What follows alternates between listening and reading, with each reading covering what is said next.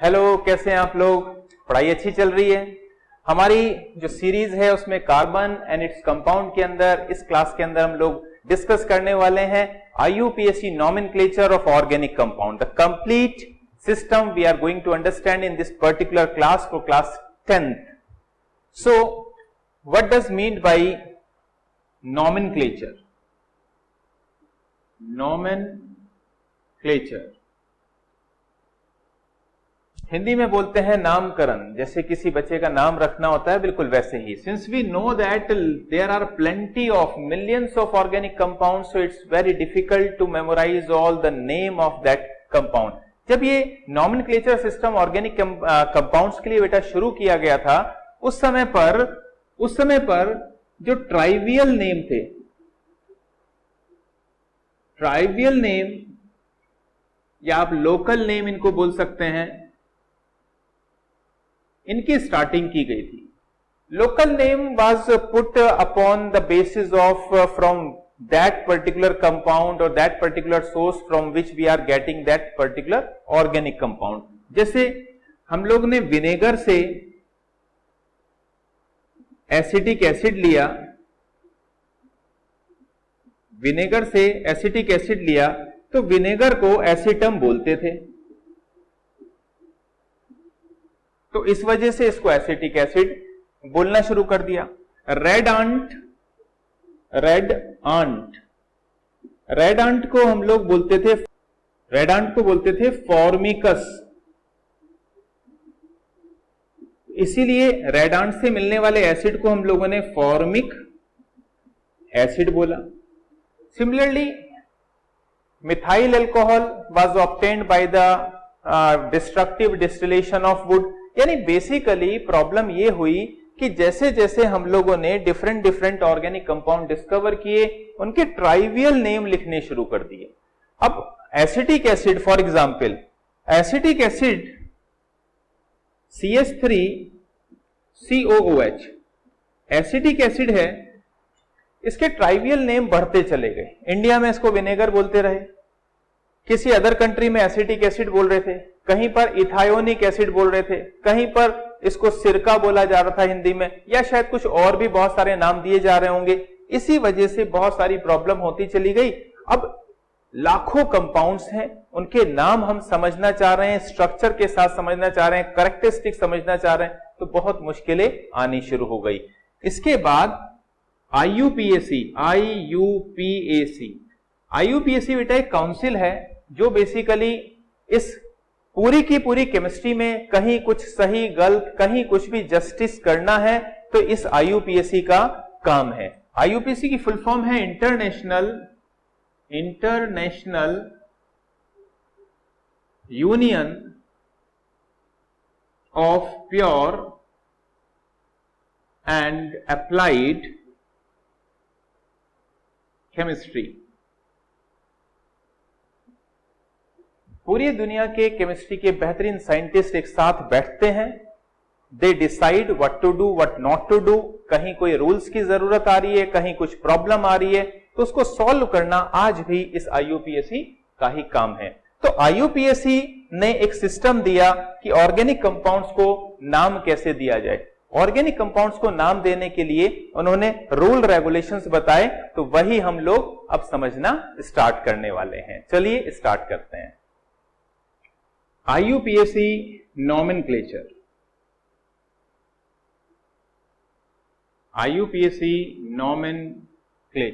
IUPAC nomenclature में बेटा एक पॉइंट था वर्ड रूट, अभी एक एक को मैं एक्सप्लेन करने वाला हूं। दूसरा पॉइंट हमारे पास आया functional group,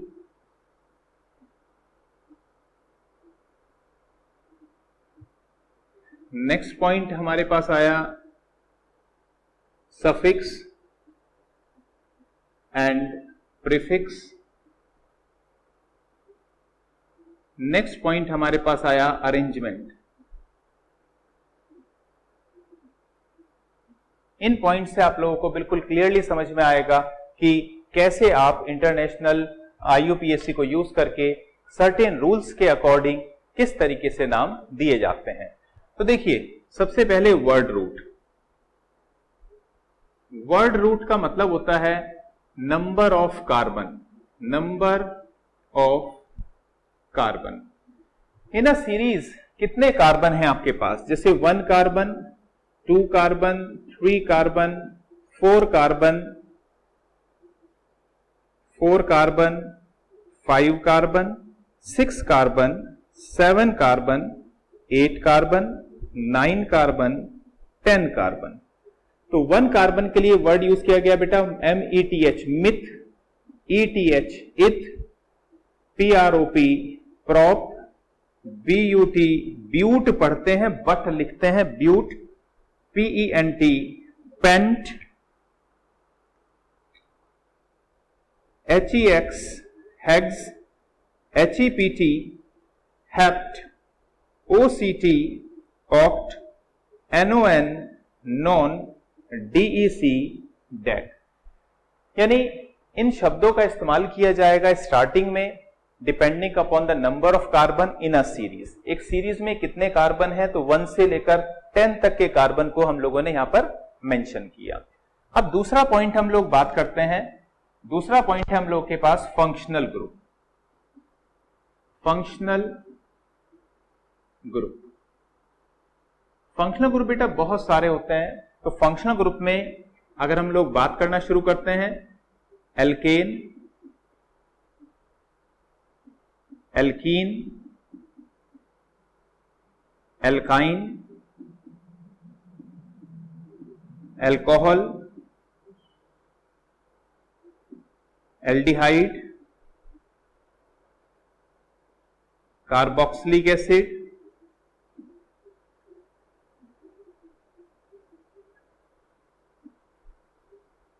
halogen, 1 2 3 4 5 6 7,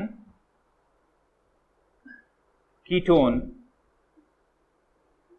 so according to class 10th ये 8 फंक्शनल ग्रुप आप लोग को समझने हैं। इन 8 फंक्शनल ग्रुप में क्या क्या बातें आपको करनी है मैं आपको जल्दी से समझा दे रहा हूं कि इन फंक्शनल ग्रुप के बारे में आपने क्या याद रखना है।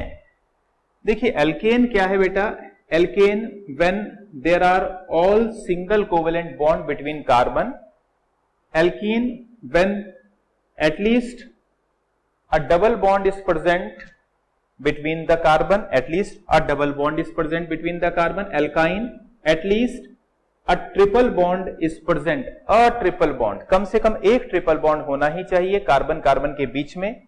अल्कोहल, अल्कोहल का मतलब है OH ग्रुप का होना, एल्डिहाइड का मतलब है CHO ग्रुप का होना, कार्बोक्सिलिक एसिड का मतलब है COOH ग्रुप का प्रेजेंस होना, हैलोजन का मतलब है बेटा कि किसी लाइक Cl, Br, I यानी हैलोजन में से किसी का प्रेजेंट होना। कीटोन का मतलब है CO ग्रुप का प्रेजेंट होना इन बिटवीन।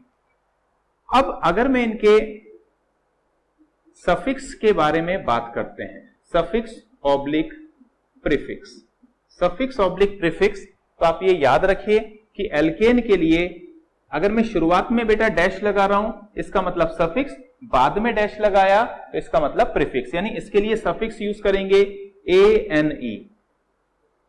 एल्कीन के लिए सफिक्स होगा ENE, यहां से आप ले सकते हैं सफिक्स यानी बाद में आने वाला अक्षर। एल्काइन के लिए होगा बेटा YNE, YNE। एल्कोहल के लिए होगा OL, OL। एल्डिहाइड के लिए होगा अल, इसके लिए थोड़ा सा अलग याद रखिए AL, अल। कार्बोक्सिलिक एसिड के लिए होगा suffix OIC, oic acid, oic acid. Halogen के लिए बेटा प्रीफिक्स होता है, यहां पर मैं लिख दे रहा हूं इसके लिए प्रीफिक्स है, बाकी सभी के लिए सफिक्स यूज कर रहे हैं। जैसे Cl होगा तो क्लोरो, ये प्रीफिक्स होगा। Br के लिए bromo,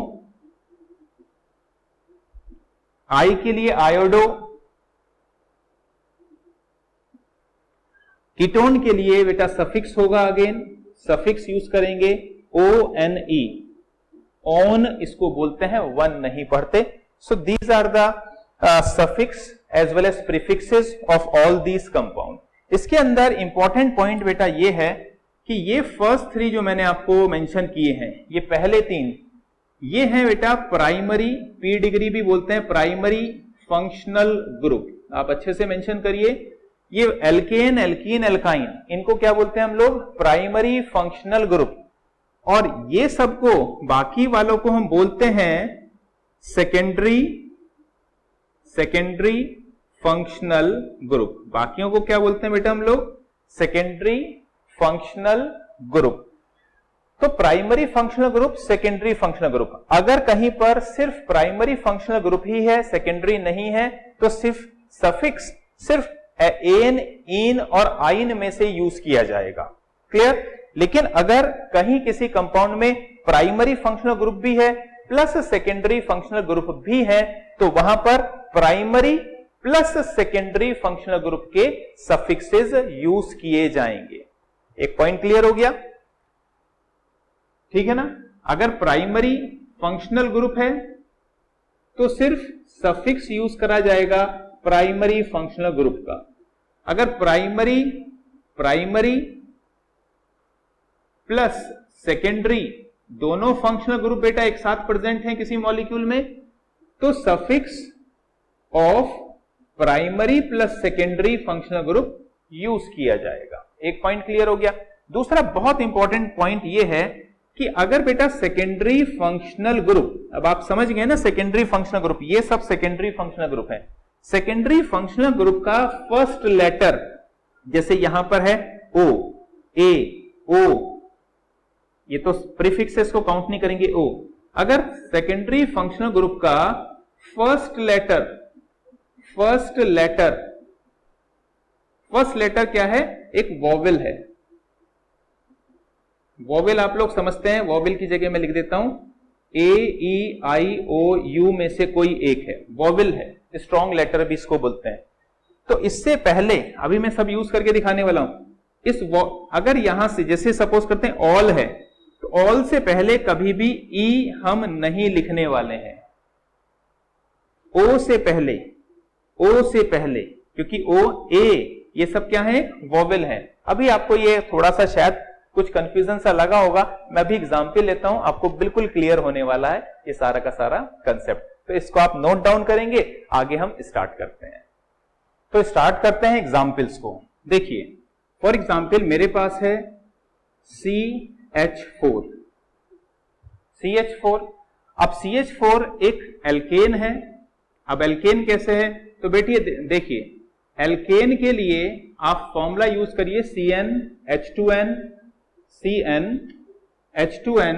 plus 2। CnH2n plus 2। Alkane एक सैचुरेटेड हाइड्रोकार्बन है।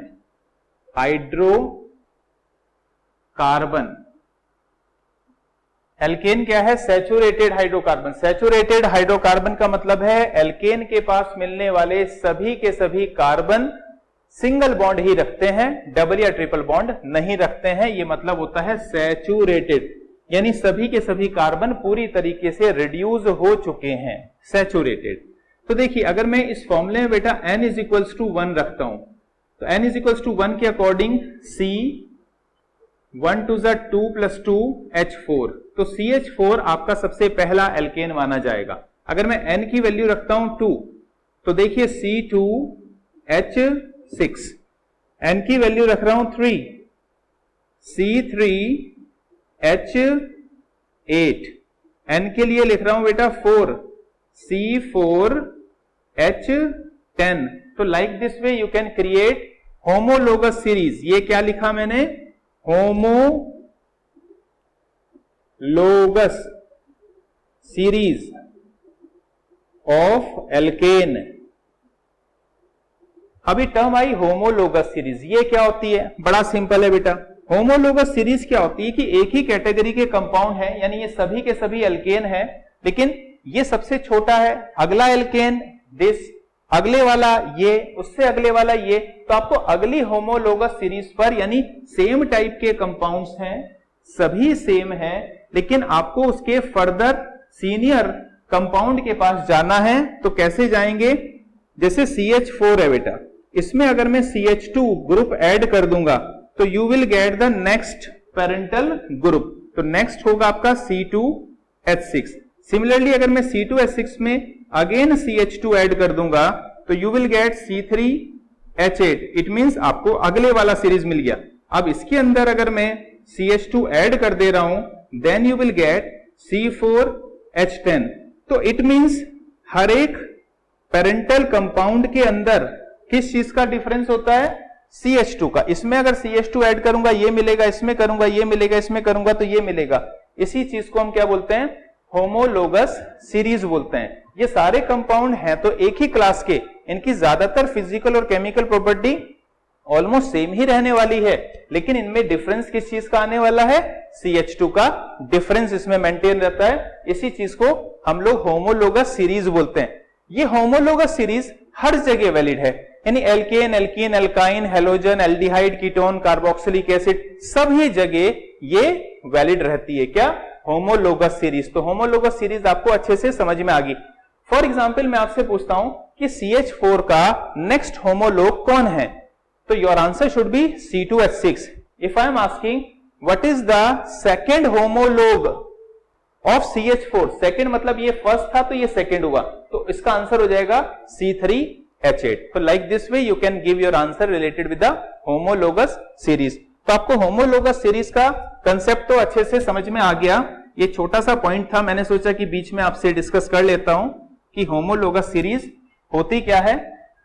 अब आप देखिए यहां पर अगर मैं नाम देना शुरू करता हूं CH4, तो यहां पे सबसे पहले बेटा मैं देखूंगा number of carbon. Number of carbon 1 है तो मैं लिखूंगा METH, मिथ।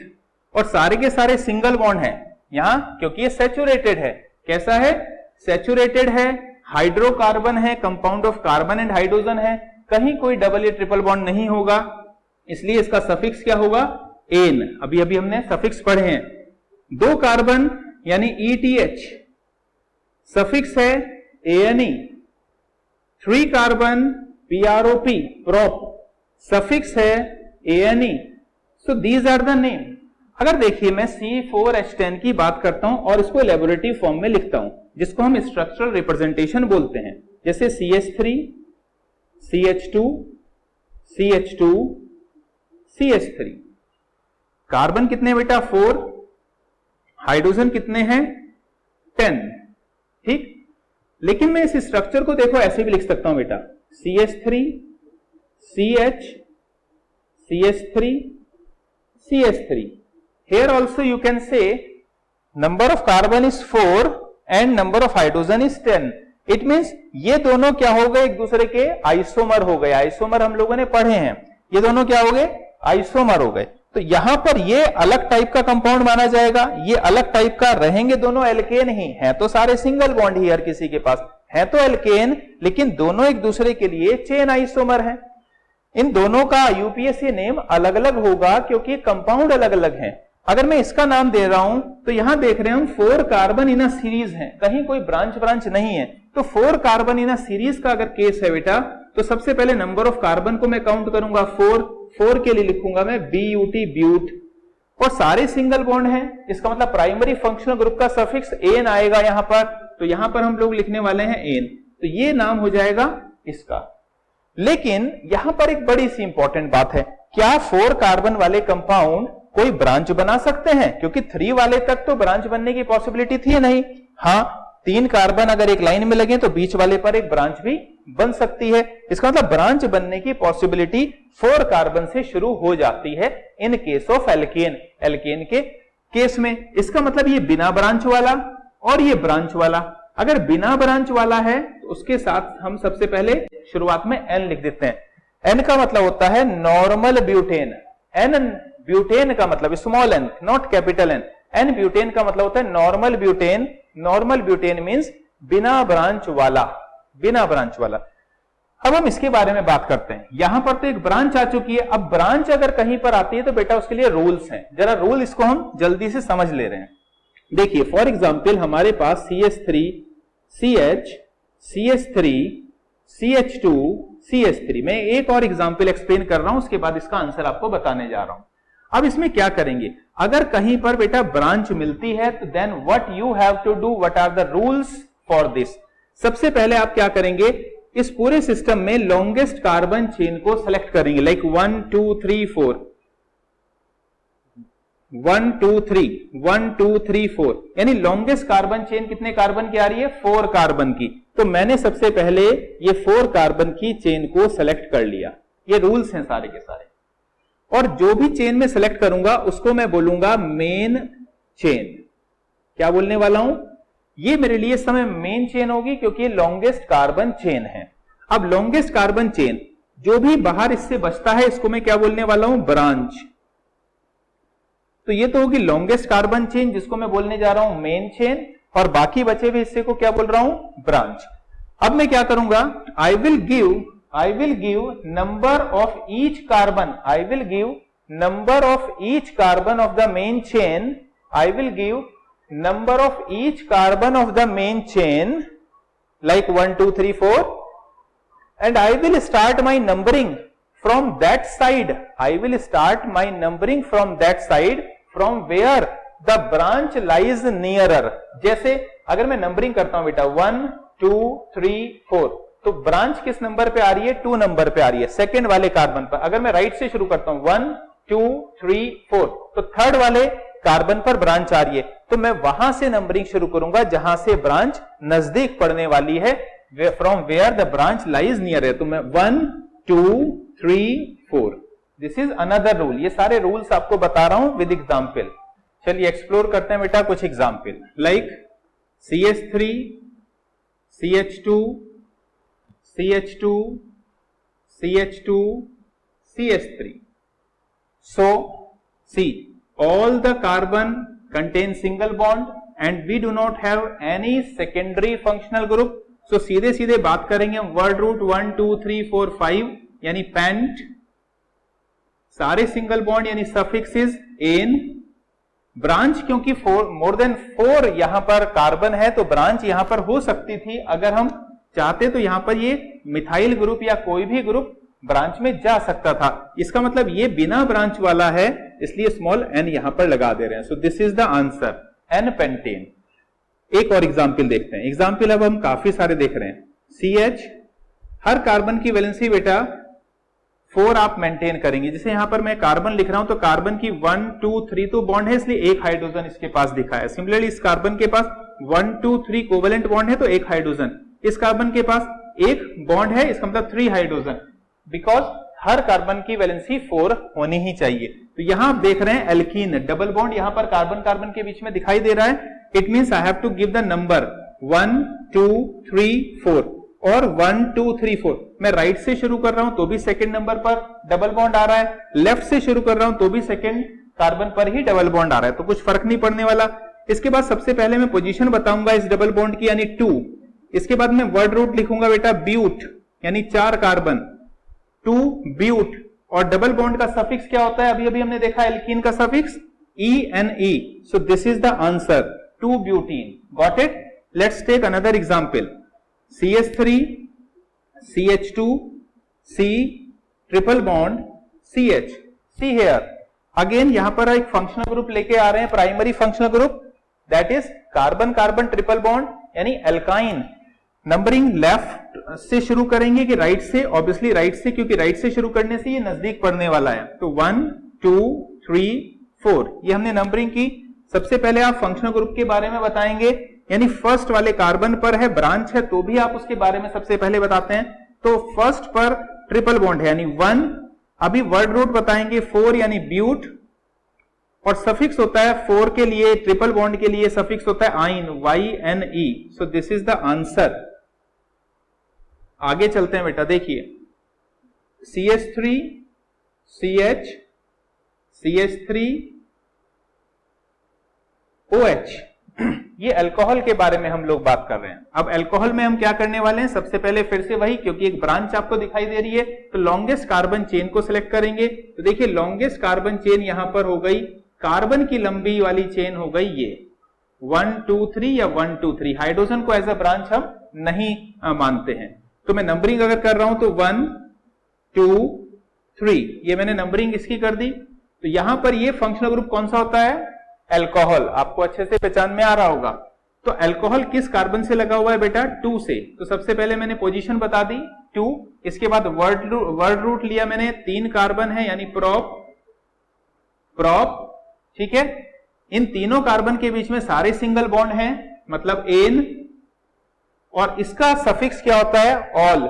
अब ऑल बेटा यहां पर हम लिखेंगे ऑल, तो ओ क्या हो गया? एक वॉवेल हो गया।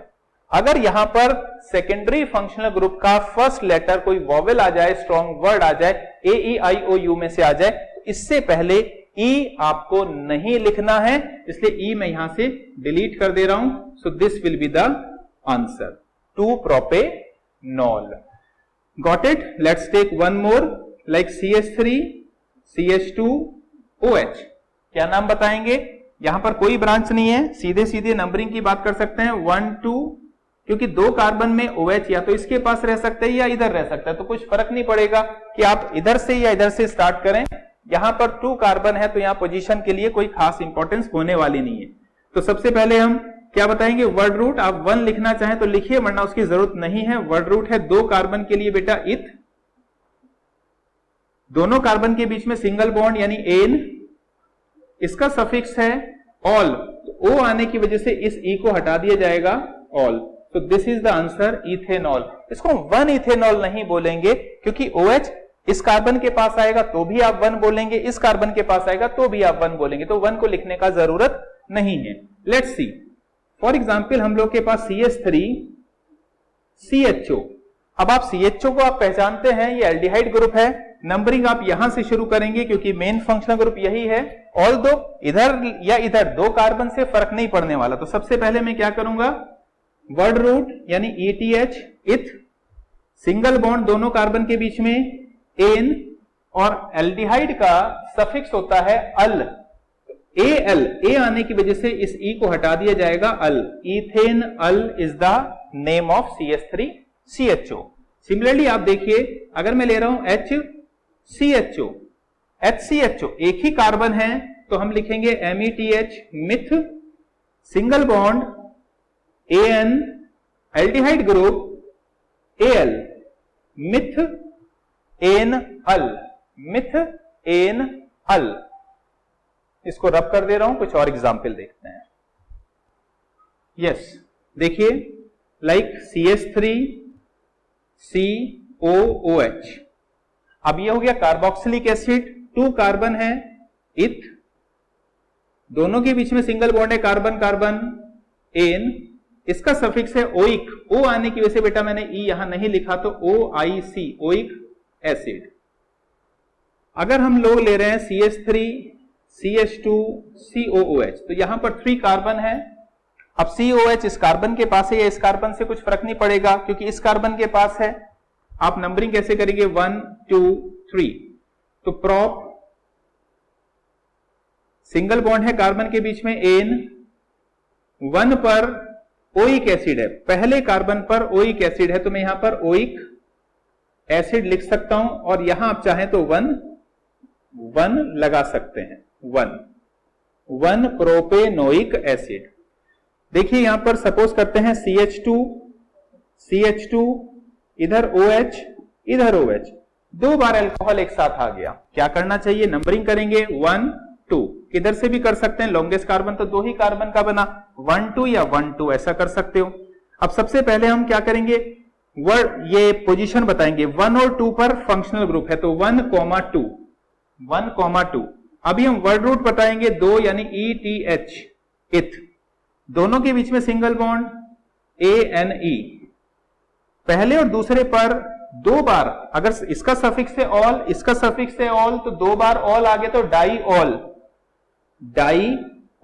तो यहां पर बेटा डी आने की वजह से इस ई को हम मेंटेन करेंगे, क्योंकि यहां पर ये जो डी है ये कोई स्ट्रॉन्ग वर्ड नहीं है, कोई वॉवेल नहीं है। तो 1 2 ethane diol, 1 2 ethane diol is the answer. Similarly if we are talking about COOH, तो क्या होना चाहिए? 1 2, तो 1 2 ethanedioic acid. I think बात आपको समझ में आ रही है। अभी चलो एक आध एग्जाम्पल और देख लेते हैं, जैसे CH3, CO, CH3 कौन सा फंक्शनल ग्रुप दिखाई दे रहा है? कीटोन।